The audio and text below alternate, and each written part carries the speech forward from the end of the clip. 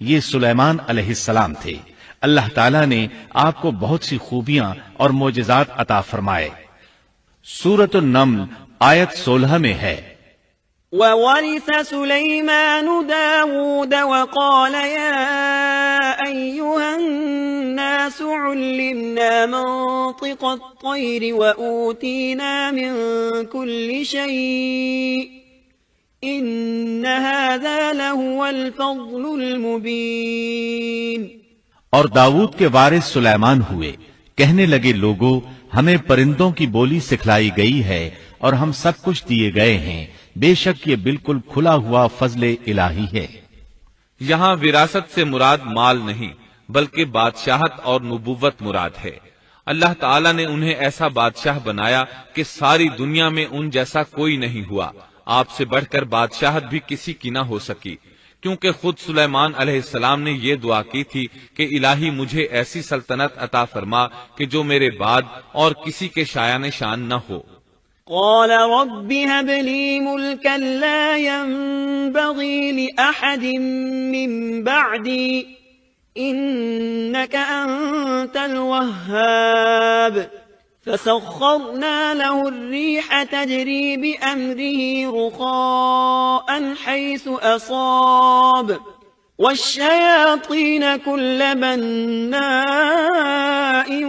وغواص وآخرین مقرنین فی الأصفاد۔ کہا کہ اے میرے رب، مجھے بخش دے اور مجھے ایسا ملک عطا فرما جو میرے سوا کسی شخص کے لائق نہ ہو، تو بڑا ہی دینے والا ہے۔ پس ہم نے ہوا کو ان کے ماتحت کر دیا، وہ آپ کے حکم سے جہاں آپ چاہتے نرمی سے پہنچا دیا کرتی تھی، اور طاقتور جنوں کو بھی ان کا ماتحت کر دیا، ہر عمارت بنانے والے کو اور غوطہ خور کو اور دوسرے جنات کو بھی جو زنجیروں میں جکڑے رہتے تھے۔ جن سلیمان علیہ السلام کے حکم سے بلند و بالا عمارتیں تعمیر کرتے تھے، دریاؤں میں غوطہ لگا کر ان سے ہیرے جواہرات اور موتی وغیرہ نکالتے تھے۔ دوسرے جو کام عام انسانوں کی طاقت سے زیادہ ہوتے تھے وہ آپ جنوں سے لیا کرتے تھے۔ جو جن آپ کے حکم سے سرتابی کرتے یا شرارتیں کر کے کام میں رکاوٹ ڈالتے یا دوسروں کو تنگ کرتے تو آپ انہیں زنجیروں میں جکڑ کر قید خانے میں ڈال دیتے، اور یہ آپ پر اللہ کی طرف سے بہت بڑا انعام اور احسان تھا، جیسا کہ اللہ تعالیٰ سورۃ صاد آیت 39 میں فرماتے ہیں، هذا عطاؤنا فامنن او امسک بغیر حساب۔ یہ ہے ہمارا عطیہ، اب تو احسان کر یا روک رکھ، کچھ حساب نہیں۔ اللہ تعالیٰ نے سلیمان علیہ السلام کو ان پر قبضہ اور اختیار دے دیا اور فرمایا اب آپ کی مرضی، آپ انہیں سزا دیں یا درگزر کریں، کسی کو کچھ دیں یا روک لیں، آپ کے لیے سب کچھ جائز ہے۔ دوسرے مقام پر اللہ تعالیٰ سورہ سبا آیت 12 میں فرماتے ہیں، وَمِنَ الْجِنِّ مَن يَعْمَلُ بَيْنَ يَدَيْهِ بِإِذْنِ رَبِّهِ وَمَن يَزِغْ مِنْهُمْ عَنْ أَمْرِنَا نُذِقْهُ مِنْ عَذَابِ السَّعِيرِ۔ اور اس کے رب کے حکم سے بعض جنات اس کی ماتحتی میں اس کے سامنے کام کرتے تھے، اور ان میں سے جو بھی ہمارے حکم سے سرکشی کرے ہم اسے بھڑکتی ہوئی آگ کے عذاب کا مزہ چکھائیں گے۔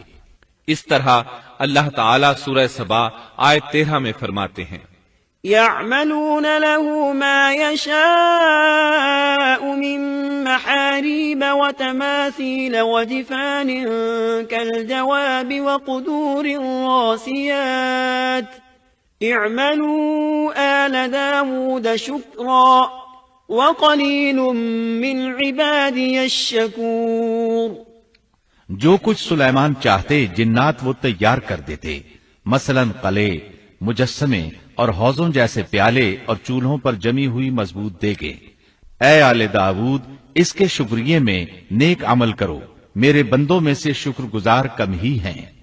یعنی جنات سلیمان علیہ السلام کے حکم کے مطابق بڑے بڑے محل، مساجد، قلعے، مختلف مساجد کے ماڈل یا سینریوں کے ماڈل، بڑے بڑے تھال اور اتنی بڑی دیگیں بناتے تھے جو بوجھل اور نقل و حمل کے قابل نہ ہونے کی وجہ سے کسی خاص مقام پر نصب کر دی جاتی تھی، اور یہ آپ پر اللہ تعالیٰ کا عظیم احسان تھا۔ اس کے علاوہ دیگر معجزات سے بھی اللہ تعالیٰ نے آپ کو سرفراز فرمایا تھا، جیسا کہ سورۃ الانبیاء آیت 82 میں اللہ تعالیٰ فرماتے ہیں، وَمِنَ الشَّيَاطِينِ مَن يَغُوصُونَ لَهُ وَيَعْمَلُونَ عَمَلًا دُونَ ذَلِكَ وَكُنَّا لَهُمْ حَافِظِينَ۔ اسی طرح بہت سے شیاطین بھی ہم نے اس کے تابع کیے تھے جو اس کے فرمان سے غوطہ لگاتے تھے، اور اس کے سوا بھی بہت سے کام کرتے تھے، ان کے نگہبان ہم ہی تھے۔ یہ تمام اقتدار اللہ تعالیٰ نے آپ کو عطا کیا تھا۔ آپ کے معجزات میں سے ایک معجزہ یہ بھی تھا کہ ہوا آپ کے لیے مسخر یعنی مطیع و فرما بردار تھی۔ اللہ تعالیٰ سورہ صاد آیت 36 میں فرماتے ہیں، فَسَخَّرْنَا لَهُ الرِّيحَ تَجْرِي بِأَمْرِهِ رُخَاءً حَيْثُ أَصَابَ۔ بس ہم نے ہوا کو ان کے ماتحت کر دیا، وہ آپ کے حکم سے جہاں آپ چاہتے نرمی سے پہنچا دیا کرتی تھی۔ اللہ تعالیٰ سورۃ الانبیاء آیت 81 میں فرماتے ہیں، وَلِسُلَيْمَانَ الرِّيحَ عَاصِفَةً تَجْرِي بِأَمْرِهِ إِلَى الْأَرْضِ الَّتِي بَارَكْنَا فِيهَا وَكُنَّا بِكُلِّ شَيْءٍ عَالِمِينَ۔ اور ہم نے تیز و تند ہوا کو سلیمان کے تابع کر دیا جو اس کے فرمان کے مطابق اس زمین کی طرف چلتی تھی جہاں ہم نے برکت دے رکھی ہے، اور ہم ہر چیز کا علم رکھنے والے ہیں۔ اسی طرح اللہ تعالیٰ سورہ سبا آیت 12 میں فرماتے ہیں، وَلِسُلَيْمَانَ الرِّيحَ غُدُوُّهَا شَهْرٌ وَرَوَاحُهَا شَهْرٌ۔ اور ہم نے سلیمان کے لیے ہوا کو مسخر کر دیا کہ صبح کی منزل اس کی مہینہ بھر کی ہوتی تھی اور شام کی منزل بھی مہینہ بھر کی ہوتی تھی۔ دیگر معجزات کی طرح اللہ تعالیٰ نے سلیمان علیہ السلام کو یہ معجزہ بھی عطا فرمایا کہ تیز و تند ہوا کو ان کا تابع فرمان بنا دیا۔ آپ اس ہوا کو جس طرح کا حکم دیتے وہ حکم کی تعمیل کرتی، اور اس طرح آپ ایک ماہ کا سفر چند گھنٹوں میں طے کر لیا کرتے تھے۔ داؤد علیہ السلام کو تو اللہ تعالیٰ نے لوہے کی ڈھلائی کا کام سکھایا تھا، جبکہ سلیمان علیہ السلام کو لوہے کی ڈھلائی کے علاوہ تانبے کی ڈھلائی کا فن بھی سکھایا۔ سورہ سبا آیت 12 میں اللہ تعالیٰ فرماتے ہیں، وَأَسَلْنَا لَهُ عَيْنَ الْقِطْرِ۔ اور ہم نے اس کے لیے تانبے کا چشمہ بہا دیا۔ اس چشمے میں پانی کی بجائے تانبا بہتا تھا، آپ اس سے جو چاہتے بنا لیتے۔ آپ گھوڑوں کو بہت پسند فرماتے تھے، آپ کے پاس بہت سے گھوڑے تھے۔ اللہ تعالیٰ سورۃ صاد آیت 30 تا 33 میں فرماتے ہیں، وَوَهَبْنَا لِدَاوُودَ سُلَيْمَانَ نِعْمَ الْعَبْدُ إِنَّهُ أَوَّابٌ إِذْ عُرِضَ عَلَيْهِ بِالْعَشِيِّ الصَّافِنَاتُ الْجِيَادُ فقال إني أحببت حب الخير عن ذكر ربي حتى توارت بالحجاب ردوها علي فطفق مسحا بالسوق والأعناق۔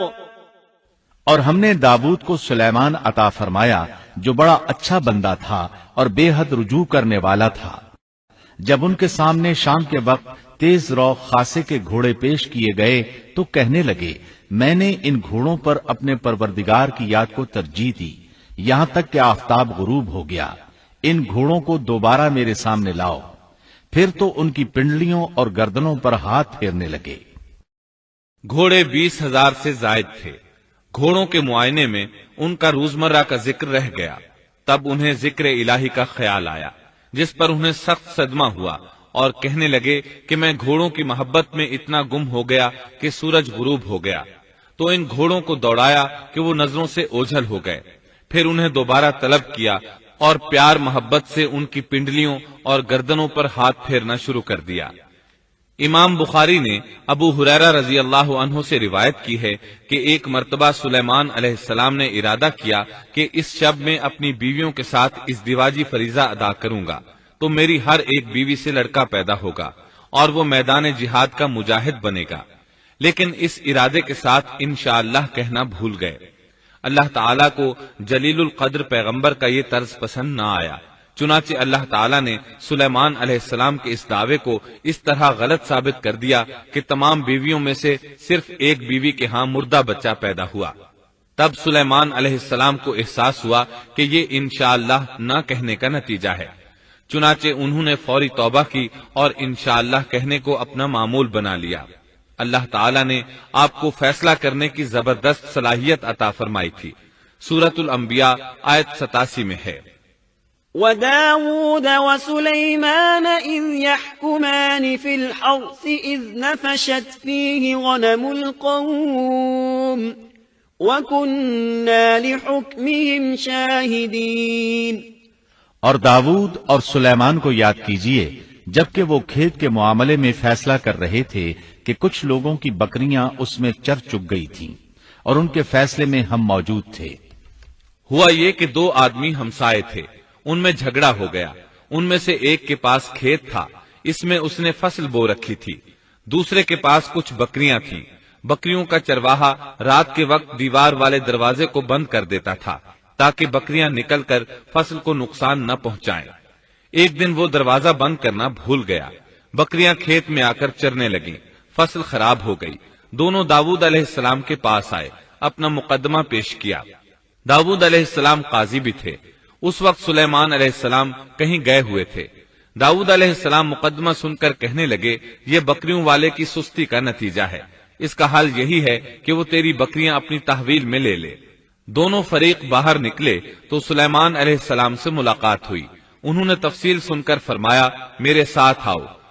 وہ انہیں داؤد علیہ السلام کے پاس لے آئے اور بولے، اس مقدمے کا اس سے بہتر فیصلہ یہ ہے کہ یہ بکریاں زمین والے کو دے دیں اور زمین بکریوں والے کو۔ جب بکریوں والا زمین کو پہلی حالت میں اگا دے گا تو آپ دونوں کی چیزیں انہیں لوٹا دیں۔ اس دوران کھیتی کا مالک بکریوں کے دودھ سے فائدہ حاصل کرتا رہے گا۔ یہ فیصلہ زیادہ بہتر ہے۔ اس سے بکریوں والا اپنی بکریوں سے بالکل محروم نہ ہوا اور کھیتی والے کا نقصان پورا ہو گیا۔ یہ فیصلہ آپ کو اللہ تعالیٰ نے سمجھایا تھا۔ اللہ تعالیٰ سورۃ الانبیاء آیت 89 میں فرماتے ہیں، فَفَهَّمْنَاهَا سُلَيْمَانَ وَكُلًّا آتَيْنَا حُكْمًا وَعِلْمًا۔ ہم نے اس کا صحیح فیصلہ سلیمان کو سمجھا دیا، ہاں ہر ایک کو ہم نے علم و حکمت سے نوازا تھا۔ بخاری اور مسلم میں ایک حدیث ہے، اس میں اسی قسم کا ایک واقعہ بیان ہوا ہے کہ دو عورتیں اپنا مقدمہ داؤد علیہ السلام کے پاس لائیں۔ دونوں کو اللہ نے ایک ایک بچہ دے رکھا تھا۔ ایک بھیڑیے نے حملہ کر کے بڑی عمر والی کا بچہ چیر پھاڑ ڈالا۔ عورت چالاک تھی، اس نے چھوٹی عمر والی کا بچہ چھین لیا کہ یہ میرا بچہ ہے۔ داؤد علیہ السلام نے دیکھا بچہ بڑی عورت کے پاس ہے تو اس کے حق میں فیصلہ دے دیا۔ سلیمان علیہ السلام نے داؤد علیہ السلام سے اجازت چاہتے ہوئے کہا، کیا میں اس مقدمے کا فیصلہ کر سکتا ہوں؟ انہوں نے اجازت دے دی۔ سلیمان علیہ السلام نے عورت سے کہا، بچہ مجھے دے دو۔ بچہ ہاتھ میں لے کر انہوں نے تلوار نکالی اور دونوں عورتوں سے فرمایا، میں اس کے 2 ٹکڑے کر کے تم دونوں میں برابر برابر تقسیم کرنے لگا ہوں۔ یہ سن کر بڑی عورت بولی کہ ٹھیک ہے، جبکہ چھوٹی عورت مامتا کی وجہ سے چلا اٹھی کہ آپ اسے زندہ رہنے دیں اور اسے دے دیں۔ یہ سنتے ہی سلیمان علیہ السلام بول اٹھے، تو ہی اس کی ماں ہے، جس سے اپنے بچے کے ٹکڑے دیکھنا برداشت نہ ہو سکا، پھر بچہ اسے دے دیا۔ سلیمان علیہ السلام کا ایک تیسرا واقعہ قرآن میں یوں ہے، سورۃ النمل آیت 17 اور 18 میں ہے، وَحُشِرَ لِسُلَيْمَانَ جُنُودُهُ مِنَ الْجِنِّ وَالْإِنسِ وَالطَّيْرِ فَهُمْ يُوزَعُونَ حَتَّى إِذَا أَتَوْا عَلَى وَادِ النَّمْلِ قَالَتْ نَمْلَةٌ يَا أَيُّهَا النَّمْلُ ادْخُلُوا مَسَاكِنَكُمْ لا يحطمنكم سليمان وجنوده وهم لا يشعرون۔ اور سلیمان کے سامنے ان کے تمام لشکر جنات، انسان اور پرندوں میں سے جمع کیے گئے، ہر قسم الگ الگ کھڑی کر دی گئی۔ جب وہ چیونٹیوں کے میدان میں پہنچے تو ایک چیونٹی نے کہا، اے چیونٹیوں، اپنے اپنے گھروں میں گھس جاؤ، ایسا نہ ہو کہ بے خبری میں سلیمان اور ان کا لشکر تمہیں روند ڈالے۔ ان تمام لشکروں کو اکٹھا کیا گیا تھا۔ اللہ تعالی نے چونٹی کی یہ بات سلیمان علیہ السلام کو سنوا دی۔ سورہ نمل آیت 19 میں ہے، فتبسم ضاحكا من قولها وقال رب أوزعني أن أشكر نعمتك التي أنعمت علي وعلى والدي وأن أعمل صالحا ترضاه وأدخلني برحمتك في عبادك الصالحين۔ اس کی اس بات پر سلیمان مسکرا کر ہنس پڑے اور دعا کرنے لگے کہ اے پروردگار، تو مجھے توفیق دے کہ میں تیری ان نعمتوں کا شکر بجا لاؤں جو تو نے مجھ پر انعام کی ہیں، اور میں ایسے نیک اعمال کرتا رہوں جن سے تو خوش رہے، اور مجھے اپنی رحمت سے نیک بندوں میں شامل فرما۔ آپ کا ایک واقعہ ملکہ بلقیس کے ساتھ پیش آیا۔ سورہ نمل آیت 20 تا 25 میں ہے، آپ نے پرندوں کی دیکھ بھال کی اور فرمانے لگے، کیا بات ہے کہ ہدہد نظر نہیں آ رہا؟ کیا وہ واقعی غیر حاضر ہے؟ یقیناً میں اسے سخت سزا دوں گا یا اسے ذبح کر ڈالوں گا، یا وہ میرے سامنے کوئی معقول وجہ بیان کرے۔ کچھ زیادہ دیر نہ گزری تھی کہ اس نے آ کر کہا، میں ایک ایسی خبر لایا ہوں کہ آپ کو اس کی خبر ہی نہیں، اور میں سبا کی ایک سچی خبر آپ کے پاس لایا ہوں۔ میں نے دیکھا ہے کہ ان کی بادشاہ ایک عورت ہے جسے ہر قسم کی چیز سے کچھ نہ کچھ دیا گیا ہے، اور اس کا تخت بھی بڑا عظیم ہے۔ میں نے اسے اور اس کی قوم کو اللہ تعالیٰ کو چھوڑ کر سورج کو سجدہ کرتے ہوئے پایا ہے۔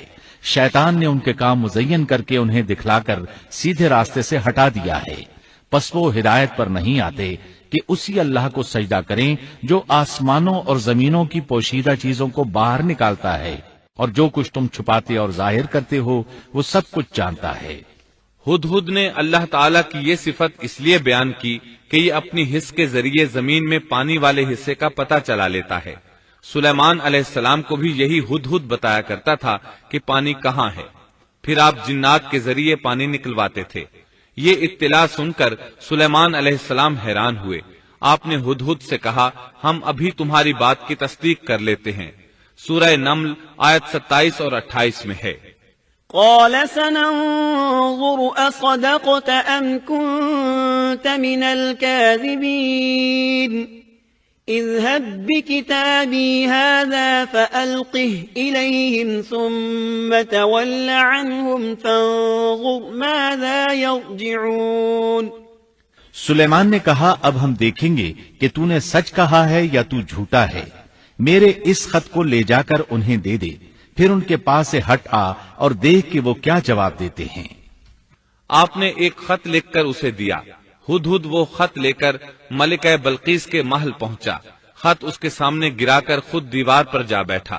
خط دیکھ کر ملکہ بلقیس نے کہا، قالت يا أيها الملأ إني ألقي إلي كتاب كريم إنه من سليمان وإنه بسم الله الرحمن الرحيم ألا تعلوا علي وأتوني مسلمين۔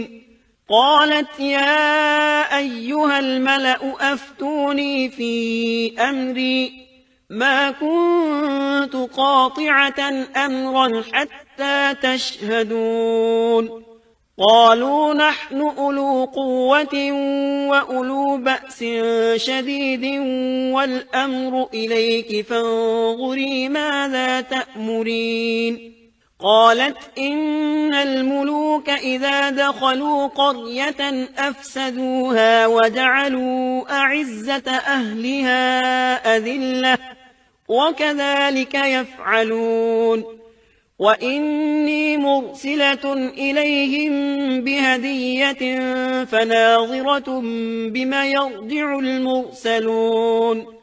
وہ کہنے لگی، اے سردارو، میری طرف ایک باوقت خط ڈالا گیا ہے جو سلیمان کی طرف سے ہے، اور جو بخشش کرنے والے مہربان اللہ کے نام سے شروع ہے، یہ کہ تم میرے سامنے سرکشی نہ کرو اور مسلمان بن کر میرے پاس آ جاؤ۔ اس نے کہا، اے میرے سردارو، تم میرے اس معاملے میں مجھے مشورہ دو۔ میں کسی امر کا قطعی فیصلہ جب تک تمہاری موجودگی اور رائے نہ ہو نہیں کیا کرتی۔ ان سب نے جواب دیا کہ ہم طاقت اور قوت والے سخت لڑنے بھیڑنے والے ہیں. آگے آپ کو اختیار ہے، آپ خود ہی سوچ لیجئے کہ ہمیں آپ کیا کچھ حکم فرماتی ہیں.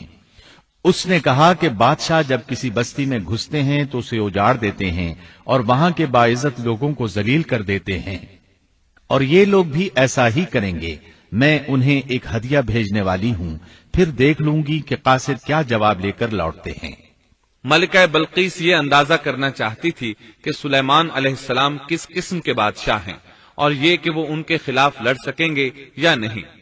چنانچہ اس نے فلسطین کی طرف بے شمار تحائف روانہ کیے تاکہ لڑائی کی نوبت نہ آئے، لیکن جب یہ تحائف سلیمان علیہ السلام کے پاس پہنچے تو آپ غضبناک ہو گئے. فلما جاء سليمان قال أتمدونني بمال فما آتاني الله خير مما آتاكم بل أنتم بهديتكم تفرحون ارجع إليهم فلنأتينهم بجنود لا قبل لهم بها ولنخرجنهم منها أذلة وهم صاغرون. بس جب قاصد سلیمان کے پاس پہنچا تو آپ نے فرمایا، کیا تم مال سے مجھے مدد دینا چاہتے ہو؟ مجھے تو میرے رب نے اس سے بہت بہتر دے رکھا ہے جو اس نے تمہیں دیا ہے، بس تم ہی اپنے تحفے سے خوش رہو. جا ان کی طرف واپس لوٹ جا، ہم ان کے مقابلے پر وہ لشکر لائیں گے جن کے سامنے پڑنے کی ان میں طاقت نہیں، اور ہم انہیں ذلیل و پست کر کے وہاں سے نکال باہر کریں گے. قاصد ان کا جواب سن کر اور یہ صورتحال دیکھ کر دہشت زدہ ہو گئے. انہوں نے بلقیس کے پاس جا کر ساری حقیقت بیان کر دی. ملکہ بلقیس نے انہیں پیغام بھجوایا کہ ہم اسلام قبول کرنے کے لیے تیار ہیں. سلیمان علیہ السلام تک اس کا پیغام پہنچا تو آپ اپنے درباریوں کی طرف متوجہ ہوئے.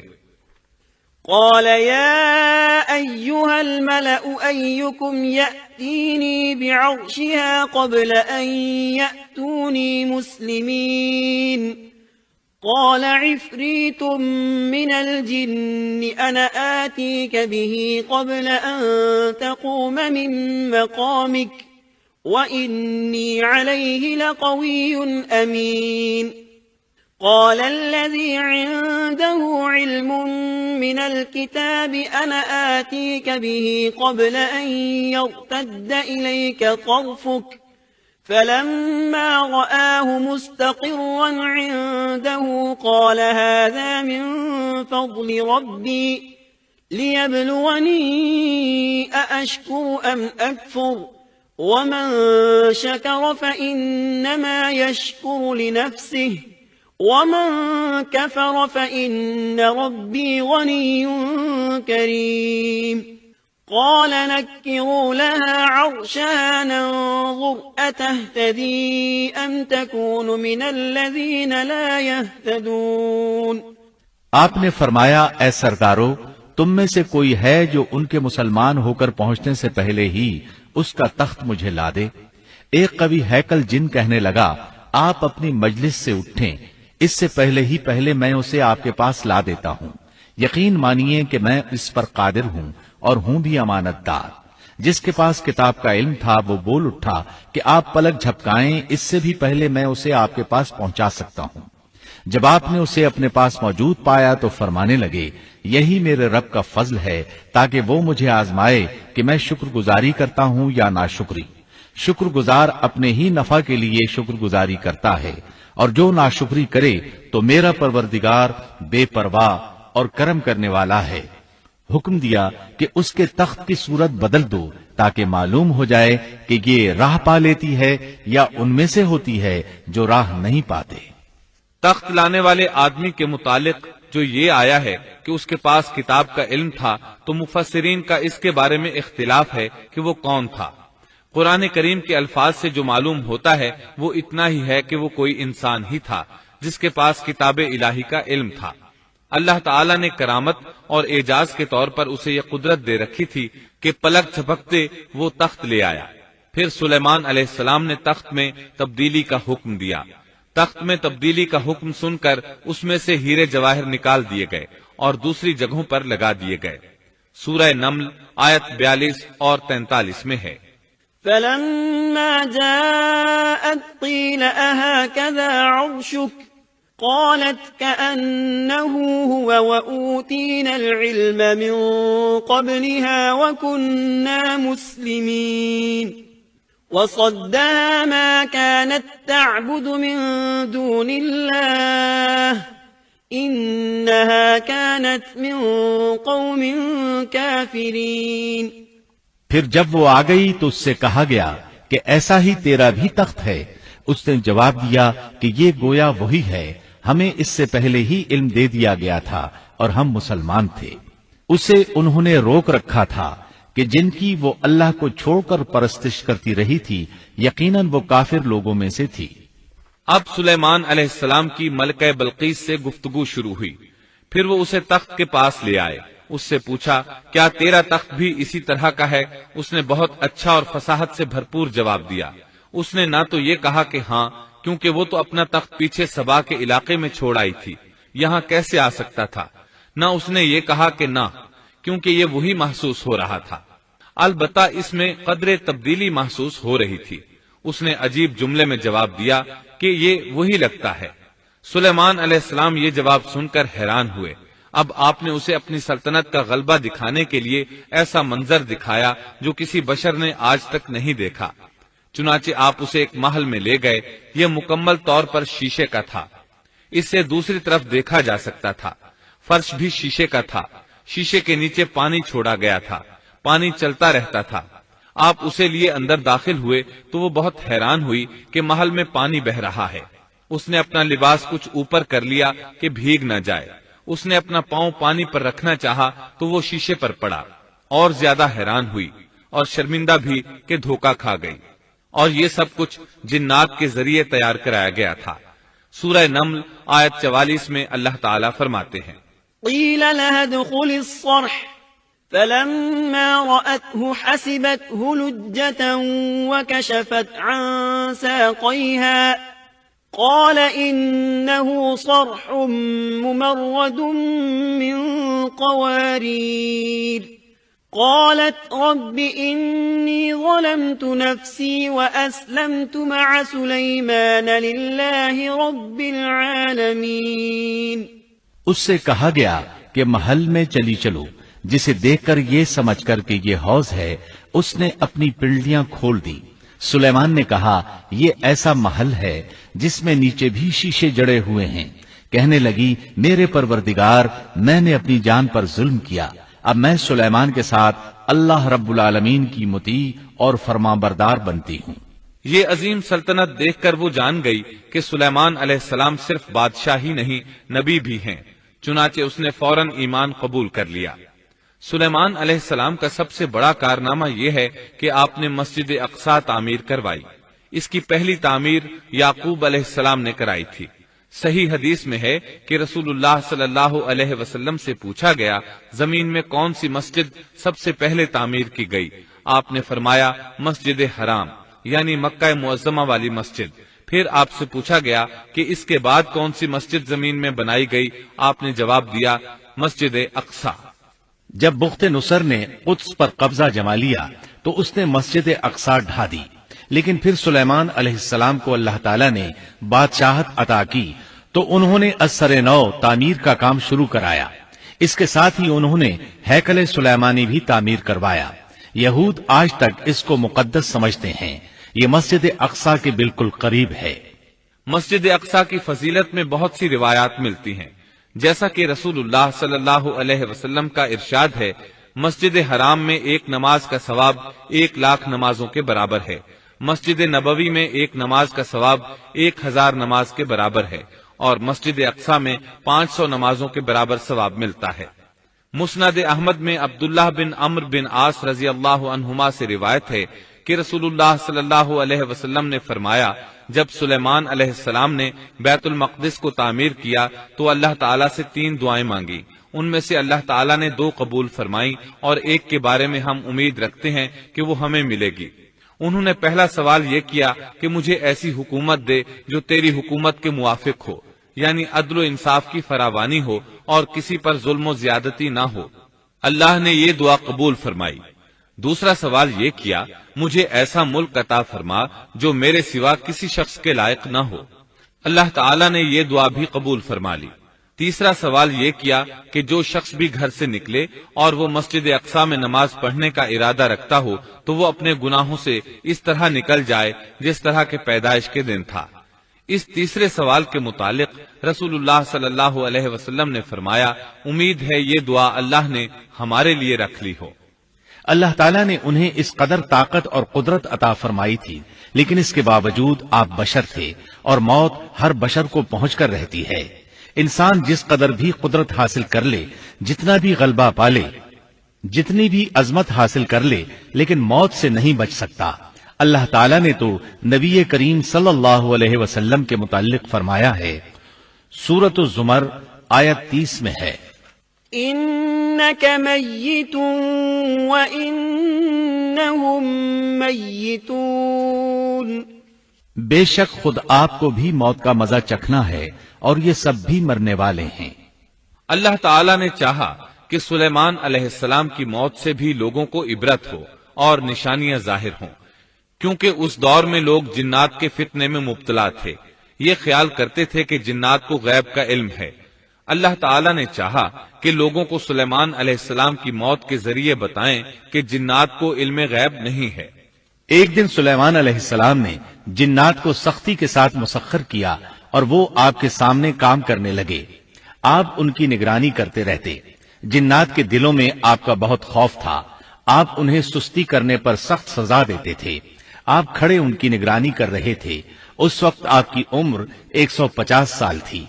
جنات بیت المقدس کی تعمیر میں مصروف تھے۔ ایسے میں آپ نے اپنا عصا پکڑا اور اس پر اپنی ہتھیلیاں ٹکا دیں، پھر ہتھیلیوں پر اپنا سر رکھ دیا۔ اس طرح ان کی نگرانی کرتے رہے۔ اسی حالت میں اللہ تعالیٰ نے آپ کی روح قبض کر لی، تاہم آپ کی آنکھیں کھلی رہیں۔ ادھر جن مسلسل کام میں لگے رہے۔ وہ یہی خیال کرتے رہے کہ سلیمان علیہ السلام زندہ ہیں اور انہیں دیکھ رہے ہیں۔ آپ کا خلیفہ آیا تو وہ جان گیا آپ انتقال کر گئے ہیں، لیکن اس نے بھی جنات پر یہ بات ظاہر نہ کی۔ اس طرح 2 سال گزر گئے۔ جن اس قدر سخت نگرانی پر حیران تھے۔ وہ دیکھ رہے تھے کہ 2 سال سے سلیمان علیہ السلام نے حرکت تک نہیں کی، پلک تک نہیں جھپکی۔ ادھر اللہ تعالیٰ نے دیمک کو سلیمان علیہ السلام کے عصا پر مسلط کر دیا۔ وہ اندر اندر لاٹھی کو کھوکھلا کرتی رہی۔ آخر لاٹھی ٹوٹ گئی۔ سلیمان علیہ السلام زمین پر گر گئے۔ اس وقت جنات کو پتا چلا کہ انہیں فوت ہوئے تو عرصہ دراز ہو چکا ہے۔ تب انسانوں کو بھی معلوم ہو گیا کہ جنات کو غیب کا علم نہیں ہے۔ اللہ تعالیٰ سورہ سبا آیت 14 میں فرماتے ہیں، فَلَمَّا قَضَيْنَا عَلَيْهِ الْمَوْتَ مَا دَلَّهُمْ عَلَى مَوْتِهِ إِلَّا دَابَّةُ الْأَرْضِ تَأْكُلُ مِنْ سَأَتَهُ فَلَمَّا خَرَّ تَبَيَّنَتِ الْجِنُّ أَن لَّوْ كَانُوا يَعْلَمُونَ الْغَيْبَ مَا لَبِثُوا فِي الْعَذَابِ الْمُهِينِ۔ پھر جب ہم نے ان پر موت کا حکم بھیج دیا تو ان کی خبر جنات کو کسی نے نہ دی سوائے گھن کے کیڑے کے جو ان کے عصا کو کھا رہا تھا۔ پس جب سلیمان گر پڑے تو اس وقت جنات نے جان لیا کہ اگر وہ غیب دان ہوتے تو اس ذلت کے عذاب میں مبتلا نہ رہتے۔ اس طرح اللہ تعالیٰ نے لوگوں کو مطلع کر دیا کہ جنات بھی مخلوق ہیں، غیب دان نہیں۔ اللہ تعالیٰ ہی ان پر قادر ہے۔ اور اسی کے ساتھ سلیمان علیہ السلام کا قصہ اپنے اختتام کو پہنچا۔